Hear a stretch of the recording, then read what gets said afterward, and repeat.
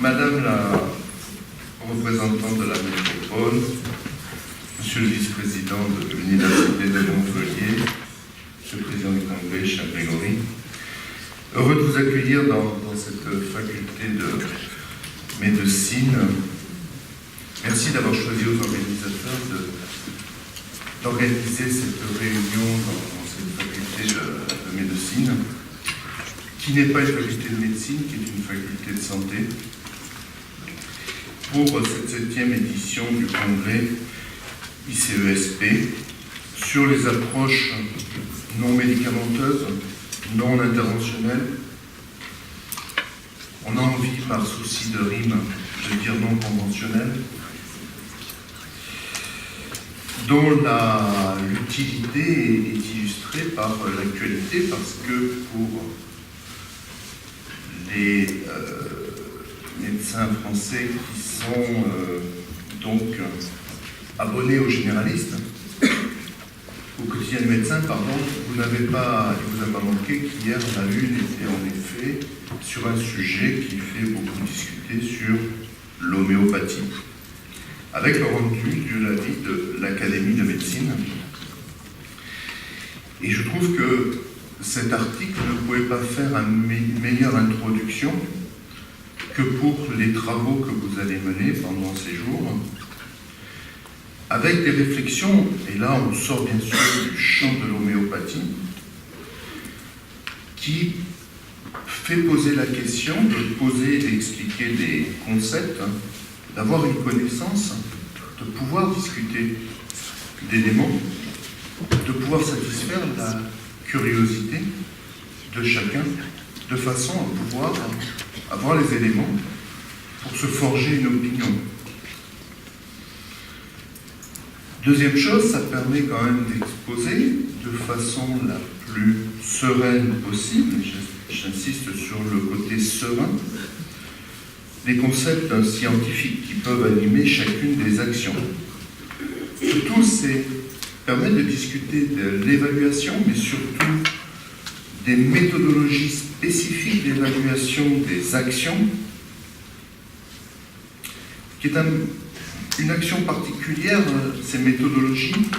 Dans ce site, nous avons une réflexion avec Grégory, avec le vice-président chargé de la recherche, un peu sur comment on peut faire avancer à cette époque d'interrogation de bases de données qui nécessite d'avoir des méthodologies particulières d'interrogation des données.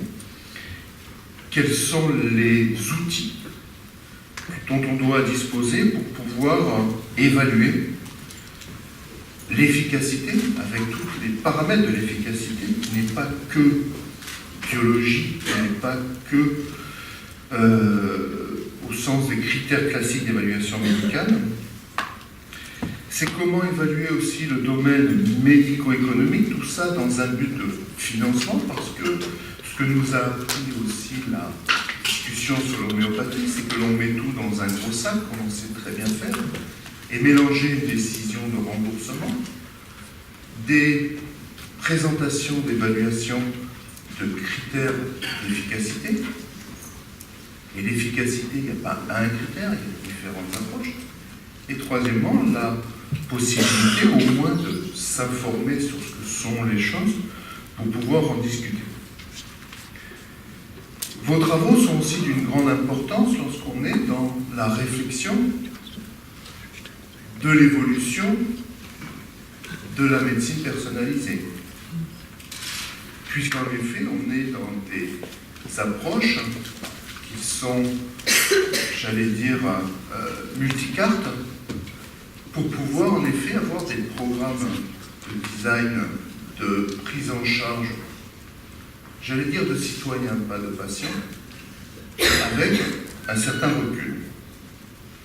Donc au total, je voulais, dans ce lieu, qui est bien sûr les nouveaux bâtiments, vous êtes sous le regard au plafond de Marie Curie, et par ailleurs dans une faculté qui va fêter l'an prochain le 8e centenaire, c'est-à-dire la plus ancienne dans le monde occidental en exercice, et dont l'histoire a été marquée à chaque fois par une curiosité, par un pragmatisme, mais par aussi une curiosité scientifique.